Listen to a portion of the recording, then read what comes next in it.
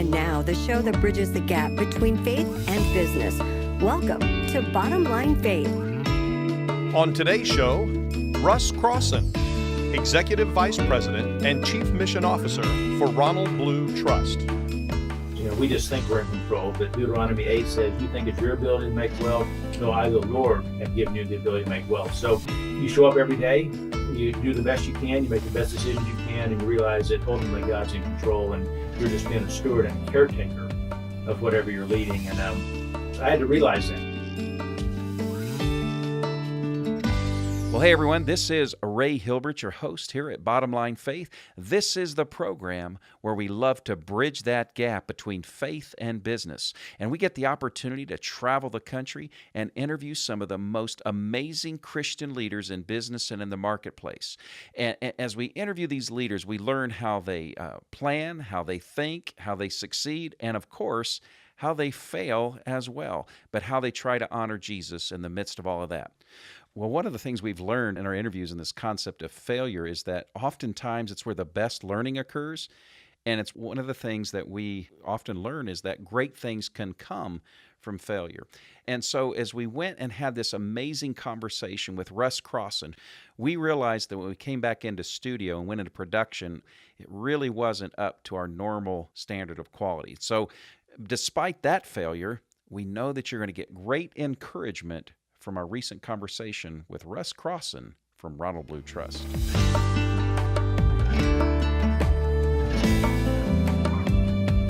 Well, hello everyone. This is Ray Hilbert. I am your host here at Bottom Line Faith. Well, I am really excited about today's program and our special guest. Our guest today, a longtime friend of the Ministry of Truth at Work, Mr. Russ Crosson. He was the second employee of the original Ronald Blue and Company, which was the predecessor to Ronald Blue Trust. And today he is the Executive Vice President and Chief Mission Officer of the Ronald Blue Trust.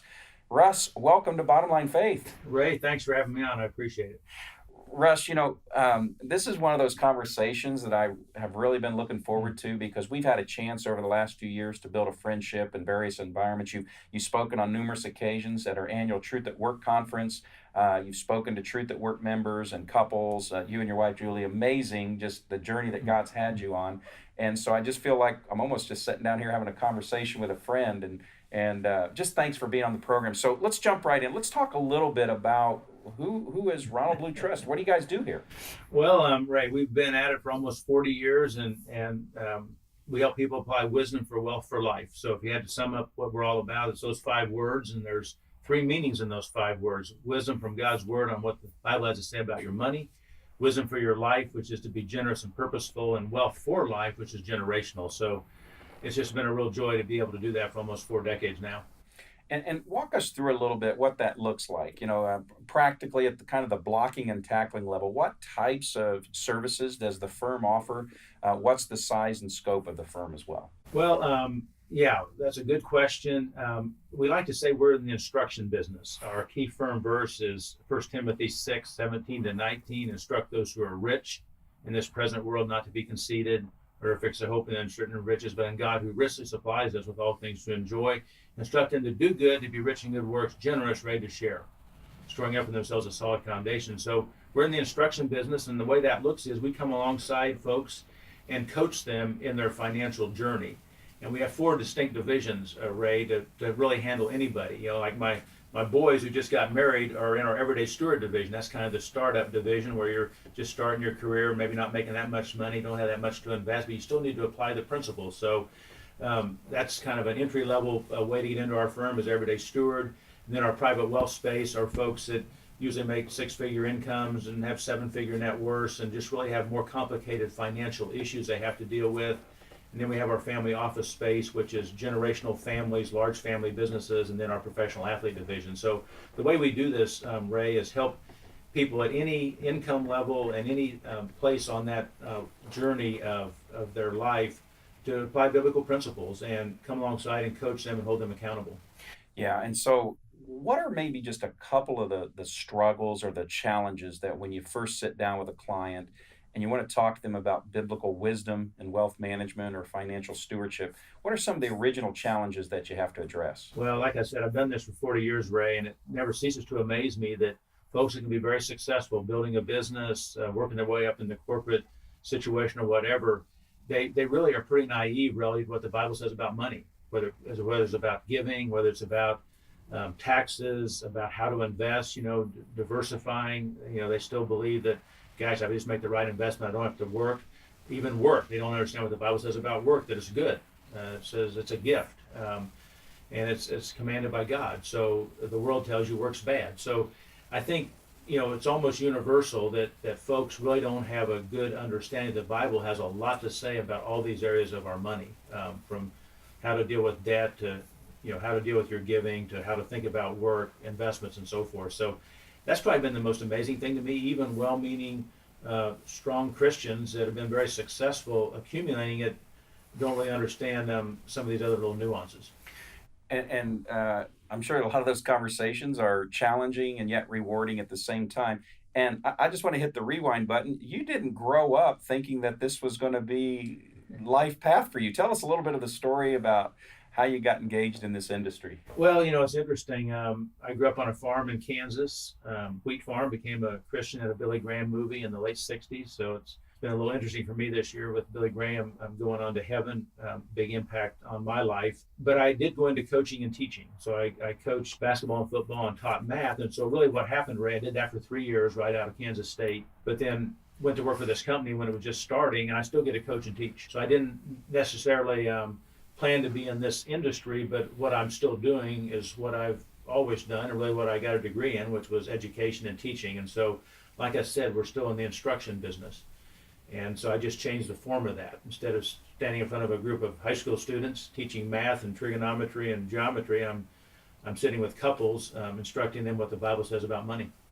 And so how did that come about? Did you just like Well, rock fall out of the sky? How'd you end up here? No, how I ended up here was I felt like the Lord was leading me out of public education. I wasn't sure what I was supposed to do. And I got a letter from my father-in-law, said, don't sign any contracts. You meet this guy named Ron Blue, quote, he may be onto something. And my father-in-law was Ron's first paying client. And so that's when I heard about Ron and his idea to, help Christians apply biblical principles. And I thought, well, I'm good with numbers. I'm good with people. And so took my bride of 1 year and never been east of the Mississippi and came to work for a startup company and was the first professional Ron hired back in 1980. And it's been quite a journey. You've been at it ever since. Ever since. That is terrific. So let's talk a little bit about best practice from biblical stewardship that you would share. Let's say I'm a listener to the conversation right now, but give me a couple of best practices around biblical wisdom and financial management. Well, it's interesting you asked that question, Ray, because I'm working on another book right now, and it's really around making biblical stewardship and financial planning simple.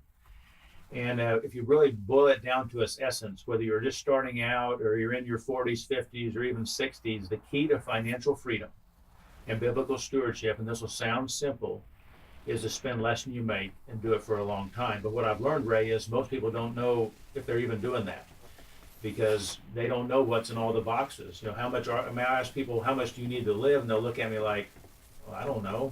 Or they'll ask them how much they make and they'll give me their take-home number. Well, that's not the right number. So I think at the end of the day, people need to have a good grasp of, all right, what's coming in and where's it going? There's only 5 things you can do with money. You can spend it to live, you can pay debt, pay your taxes, and give, and then what's left over is savings. But everything you do goes in those 5 boxes. So, biblical stewardship is simply that, spending less you make and doing it for a long time. So the young couple starting out, if you'll do that, that'll be a good trajectory. If you're moving toward retirement, just have your arms around what that is, and you'll have some financial freedom. It seems to me, and this isn't, maybe this is a little bit of a tangent question, but it seems to me, I'm going to make an assumption and you tell me if I'm on track here or not. It seems to me that with today's culture, you can have everything you want when you want it. Right on your device, you want it, you can order it, you can buy it, you can have it tomorrow, right, through Amazon or whatever the case may be, maybe within 2 or 3 hours in some cases. Is it becoming more and more difficult to help people understand the long-term wisdom that we're talking about here? Or is it just this is a timeless principle and people get it? I think people have always had the challenge of living within their income. And so it's just made it easier now to overspend and things like that. But people have always had a challenge knowing how to budget. When people say, well, I'm on Quicken or I can show you what I spent, that's not a budget. You're only on a budget if you can tell me how much you have left to spend, meaning you're working against a predetermined amount. I mean, every budget system is an envelope system. Yeah. And so that's just made it easier today for people to get out of balance. And here's the thing, if I really want true financial freedom, I want to have options to spend time with my kids, change my vocation, be able to retire if that's what God has for me, then I eventually have to spend less than I make. And it's been interesting. I've worked with people making $600,000, but they were spending $700,000 and they had no financial freedom. And I know the listener's thinking, well, let me try that. Let me try that, and I'm sure I could. But there's an interesting principle, Ray, and that is if you don't learn to spend less than you make, whatever you're making, doesn't matter how much you make. Your lifestyle will just continue to creep up. And so that's a universal principle. Yeah. Well, along those lines, and this is like a really extreme case example, but a couple of years ago, the musician Prince died, right? He had no will, no estate planning, and those sorts of things. So it really didn't matter how much he had. Fact is, he didn't have a plan what to do with it. So is that what you're saying? Is no matter what, you've got to have a good plan? Yeah, I'm kind of known here at the firm as everybody needs a plan. And even when my boys got married and I gave them the gift of financial peace for a Christmas present one year, I gave them a financial plan. They weren't real excited about that, by the way. But yeah, everybody needs a plan because it'll help you have freedom. And not just living, paycheck to paycheck and wondering, like somebody said, a budget is telling your money where you want it to go rather than wondering where it went. And that's why you need a plan. And one of the things on this concept of having a plan, one of the things that I have grown to learn about Ronald Blue Trust and the way you got a cultural norm here, it's a requirement for all of your advisors to have an advisor and approve a plan before they can even get year-end bonuses. Is that correct? That's exactly true. Ray, Julie and I have an advisor named George, and something happens to me, Julie calls George, just one person, a key point person, and he's the one we're accountable to with our plan. And you're right, every year the planners turn into our HR department a one-page sheet that says that the advisor's in good standing before they get their bonus checks, because we want to practice what we preach, and plus there's tremendous peace of mind. And I would say that's one thing that's important is, I'm glad that Julie has to call one person. I mean, most people have an insurance person, an accountant, an attorney, an investment person, all these people in their financial orb, and the more wealth you have, the more those people are around. But, who's that one person that's going to be there to talk to your spouse if something happens to you? And what I love about that, Russ, is that you all are serious. This is an integrity issue, that you're a product of your own product, right? And I've often thought, if I'm talking to a guy who owns a Chevrolet dealership and he's driving a Mercedes, I know he could afford the Mercedes, but what would that say about his product if he's not using his own product? And so I love that. And I think it speaks to the integrity and the character of this organization. And that's kind of where I want to go in our conversation, because every organization is a direct result of the character and culture and principles of the leadership. So let's talk about your faith journey a little bit. How has your faith shaped the way you have worked over these last several decades and how you've led this company? Because you were CEO prior, right? And some transitions recently, but how has your faith shaped your leadership over the years? Well, I think, Ray, that's a really good question. And I think the key thing for any leader is to realize that they're in that position of leadership because God has put them there, whether you're leading a department, a company, a division, a church, a ministry, whatever. You've been entrusted as a caretaker to lead that entity for the amount of time that you're in that leadership. And so I think for me, it was realizing this wasn't about me, that I was supposed to be a caretaker of the Ronald Blue DNA that Ron started back in 1979, and I've got the privilege of leading it from 02 to 17. And I think that's the first and most important thing for any leader to understand, is that it's not about them. And then the faith aspect is you begin to realize that you make the best decisions you can, but at the end of the day, God's orchestrating the direction of the business. We just think we're in control, but Deuteronomy 8 says, you think it's your ability to make wealth? No, I, the Lord, have given you the ability to make wealth. So, you show up every day, you do the best you can, you make the best decisions you can, and you realize that ultimately God's in control, and you're just being a steward and a caretaker of whatever you're leading. And and I had to realize that, and that's where my faith came in. Is my wife used to say to me, "Well, Russ, where do you think those clients came from anyway? God gave those to you." So I had to keep remembering that, because you can many times begin to think it's about you. Well, there's a commonality there, right, between the leadership as a stewardship issue and financial planning as a stewardship. In both cases, we're just managing what God's entrusted us. That's The exactly. people, the assets, the resources, clients, and customers. Russ, if a listener wants to learn more about the folks here at Ronald Blue Trust, what's the best way for them to learn Yeah, about you? just go on our website at www.ronblue.com, and you'll be able to look at our different services and divisions and offerings we have for folks. That's excellent. That's ronblue.com, ronblue.com. Check that out. Well, Russ, let's talk then a little bit about over the course of your career. Let's talk about lessons learned. Let's talk about some mistakes. As you look back, you've been in this field how long now? Almost 40 years. Almost 40 years. I don't feel that old, but that sounds kind of old. Well, you don't look it. You don't look it, that's for sure. What would be a time that you would look back on and say it was a lesson learned, or something that, boy, if I had a chance to do that situation over again or lead that initiative over again, what would be a mistake that you made along the way, or a lesson learned that you would like to pass along? Well, Ray, you kind of set me up with that question, because I wrote a book on this called What Makes a Leader Great. And basically that book came out of the experience I had of probably the biggest mistake I made was I was really a lousy follower. I thought I knew what leadership meant. I thought if you just performed and produced and all that, then obviously you would become a leader. And that was kind of my background, the way I grew up. And that's kind of the way I started my career in the 80s when I was in my 30s. But then I had kind of an interesting demotion at age 40, as you can read about in the book, where I learned that it wasn't about me, and God had to really humble me. And it was that process of spending the next 10 years kind of relearning what real leadership was about, that then finally put me in a position to become CEO in 2002. I thought I was ready to be CEO in 1993. God said, no, you're not. You need to learn some things. And so I had to learn humility. I had to learn about how to grow and influence. Had to learn about how to get there one step ahead of my boss, make him look good, things like that. And those are things I had not ever done. So people could pick up the book, What Makes a Leader Great, to learn some more about that. But, and you say, if I had to do over again, would I do anything different? That was a hard, painful thing, and you don't like pain, but it was good for me. And so I think God uses things that I didn't know any better. I mean, God let me kind of walk into it and blow myself up and then rebuilt me. And so I didn't know what I didn't know. And would I do it over again? Would I do anything different? Well, yeah, I'd like to not have gone through that. I'd like to have been CEO in 1993, but I don't second guess that. Well, take us back into that season or that chapter of life when there was some humbling. Oh, gosh. Those were your words, right? God was humbling you. What were some of the temptations you faced, or what were some of the thought processes that you went through that could have been quite destructive? Yeah, so this is what happens when you go through a real test like this. I took a 50% pay cut, and so everything in me is like, okay, you need to leave. My wife's telling me you need to leave. This isn't going to work out. And that's kind of the tendency. And that would, in retrospect, that would have been the wrong thing. By God's grace, I thought, no, I think I probably need to learn some stuff here, so I'll kind of see what I need to learn, then I can leave. And so, Ray, it would have been destructive as I look back if I would have just gotten a wad and got mad and left. But by staying there, I begin to learn, oh gosh, I got to take I out of my vocabulary.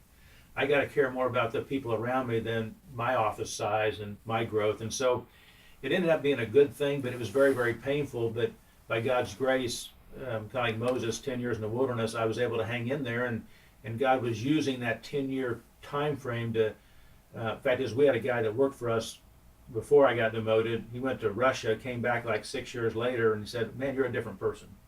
And that was by God's grace of helping me learn some of these leadership principles. And that was a very humbling time and painful, but I'm glad I hung in there and still get to do what I get to do. Well, I'm not quite ready to move on yet, because Okay. I think this is a powerful lesson. So did you have somebody, so you were expecting, your expectation was you're going to become CEO. That seemed like the natural progression in the career path and experience and probably the results. But did you have somebody who sat you down and said, this isn't going to happen and here's why? Or did it just happen? Walk us through that part of the story. Well, see, so I go back to 86. I became COO, Chief Operating Officer, number 2 guy in 86. I was 33 years old. And so now I'm up to 92. I'm 39. I think I'm ready to run the company. And that's when I got the phone call saying, no, you're not going to run the company. Your income's going down. If you want to stay, you can run training. And so, no, nobody warned me. Fact is, I'm kind of upset with one of the guys that worked for us because he was about 10 or 15 years older than me, and he saw me hanging myself, but he didn't tell me. So sometimes I'd get frustrated. Well, why didn't you warn me that I was ready to really step in it, but he didn't, and just let me kind of hang myself. But then God used that. Okay. So no, he didn't. He saw it happening and just let me hang myself. Well, the good news is you stuck it out, and here you are. But let's one more thing around this part of your story. Let's say that there's someone listening to this conversation right now and they're frustrated. Maybe they've not gotten the promotion that they feel they're well deserved, or maybe they've been asked to take on a different assignment and they feel like it's a step down, a step back, or what have you. Or maybe I'm a business owner, because that's a big portion of who listens to this program, or CEOs and business owners. And maybe I'm just not, my company's not growing, or it's just not happening the way I thought it was supposed to happen.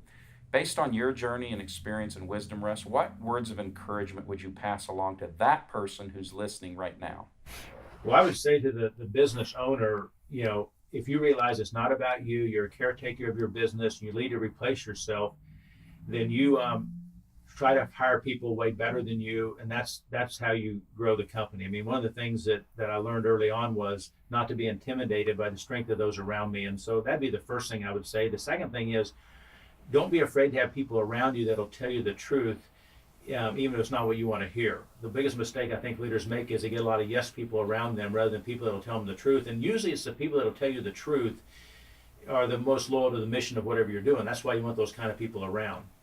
And then if I'm a younger person and I'm not maybe if they're kind of like I was, or not getting promoted, and is really search your heart and make sure, am I really learning to grow and influence? Am I really helping my boss look good? Do I care more about him or her than I do myself? And that was my mistake. I wasn't really as sensitive as I needed to be, and like I said, I wasn't a good follower. So I think that'd be my two comments. If you're in that position of, hey, I'm not, then make sure you're growing in influence. And then I would say, as long as you've done all you can, if you don't see yourself, I mean, there's times I talk about in the book, there are some times that you need to do something different.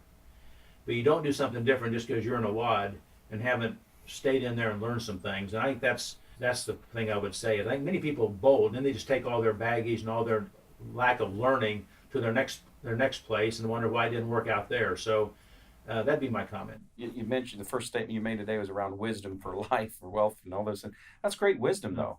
And it's not always an easy lesson to learn. No, it's not. And I would just say, I tell future leaders, young leaders, that learn to be a good follower and grow in influence. And doesn't mean you'll never change your vocation, but most times, you get a pay cut, you leave, or you don't get that promotion, or the bonus isn't as big as you thought, you bold. And, maybe you should take a second look at that before you do that. I think that's fantastic. What's the best advice you can remember anyone ever giving you? What was it? How's it impacted you? Well, the best advice, Ray, was when I was dating my wife to be, and her father said, "What's your purpose in life?"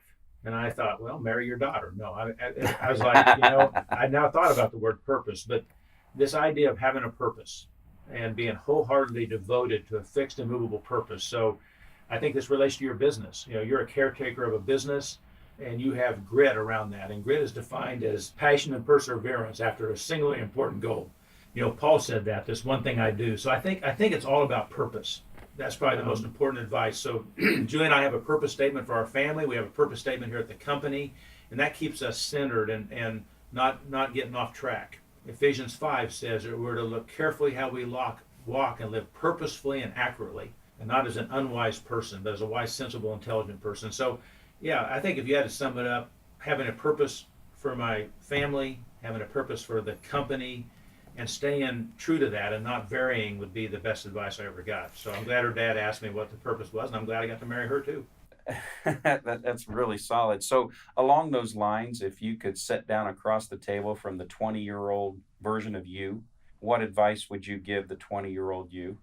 I would say direction determines destination. And so just make sure that the decisions you're making financially, the decisions you're making as you build your family, the longer term your perspective, the better your decisions today. So I'd tell that young person, it does matter what you do today. And there's a good book out called The Defining Decade about folks in their 20s and how they think that they can do whatever they want in their 20s and those decisions don't matter. Well, they do matter because you're setting direction for the rest of your life. So you don't want to waste those early years. That's what I would say is, be intentional. What's your purpose? And get off on the right direction, because you don't want to wake up when you're 40 and wonder why you're where you were, but you're probably there because you that's where you headed and didn't think about it in your 20s. Yeah, that's really good, really good. And so along those lines then, this is really a passion point for you, this whole area of mentoring and bringing up next-gen leaders. What's that look like in your life? Well, I'm glad you asked that, Ray. Julie and I have been very blessed. We work with a 20s, 30s, and 40s group called Life Path, Living Intentionally for Eternity by practically applying truth and holiness. And I think in a nutshell, we just made ourselves available to young couples in any number of ways. You know, they may come over and want to talk about discipline of children or money or marriage or whatever. So I think the key word is available. Somebody said be restfully available and instantly obedient. So Julie and I are restfully available to invest in people's lives. And like somebody said, I don't want to end my life and have anything in reserve. So no reserve, retreat, no regrets, kind of how we live our life. So what's left undone for Russ? What's the big next? Is there a big next? You know, it's interesting. I love what I do, as you said, and I'm as excited today to advise people in the area of money and trying to live a wise life. Like I said, I love our tagline, Wisdom for Wealth for Life. And, you know, it's interesting. I had a melanoma scare, Ray, a year ago and didn't know I was even going to be here 6 months later. And by God's grace, I'm still here. But going through that, I realized I had no regrets because by God's grace, I've been able to see some of this with working with clients and others. And so my big next is I'm working on another book, get that done, but then just continue to be available. Like I said, I want to run through the finish line. I love that saying, you know, no reserve. I'm not going to keep anything back. I'm not going to have any retreat, and I'm going to have no regrets. And I think, I love what I do, and I'm going to keep doing it. That's a perfect segue then to our final question today. It's based out of Proverbs 4:23, where Solomon writes, above all else, guard your heart, for it determines the course of your life. So Russ, let's just pretend you have a chance to gather your family, your friends, your loved ones, those who are most precious to you. You have a chance to pass along one piece of advice. I'd like you to finish the sentence for me. Above all else, live purposefully. Because I think that captures, you know, obviously it'll be around God, family, and all that, but don't just live your life and die. Live on purpose. Russ, thanks for being on the program today. Well, thanks for having me, Ray. It's always a pleasure to be with you. Well, folks, we have just heard incredible wisdom and experiences and expertise from Russ Crosson, the Executive Vice President and Chief Mission Officer at Ronald Blue Trust. Again, one more time, check out Russ and their team at Ronald Blue Trust at ronblue.com, ronblue.com. We'd like to thank you for joining another edition here at Bottom Line Faith. If you're not a regular subscriber, please go to the website, bottomlinefaith.org. You can scroll down to the bottom there and you can subscribe on iTunes and Stitcher and Google Play, all the traditional sites, or you can go directly to those sites and just type in the search for Bottom Line Faith and you can become a regular subscriber of the program. Hey, please, after listening to today's program, go online, give us a review. It's how we build recognition on the search engines. It's how the subscriber base grows. We'd appreciate any kind words that you'd have to say about the program. Until next time, I am your host here at Bottom Line Faith, Ray Hilbert, encouraging you to faithfully serve the Lord in the marketplace. Bottom Line Faith is brought to you by Truth at Work. If you'd like to hear about new episodes or listen to past episodes, visit us online at bottomlinefaith.org. You can also subscribe to the show through Google Play and iTunes.